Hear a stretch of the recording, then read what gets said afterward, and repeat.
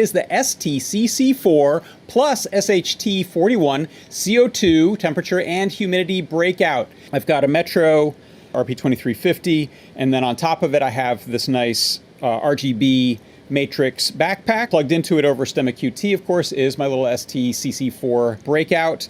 And I'm reading those, and then every, I believe it's 20 seconds, I check the CO2 levels and then report that here.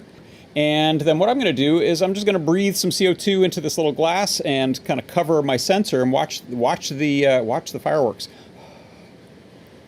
So we just set that over the glass there. I'm not even sealing it, but I've just basically given it, oh my gosh, it's turned red, red alert, red alert. We're at 8,365 ppm. I'll go ahead and move the glass out of the way. The STCC4 and SHT41 CO2 temperature and humidity breakout with Stemma QT.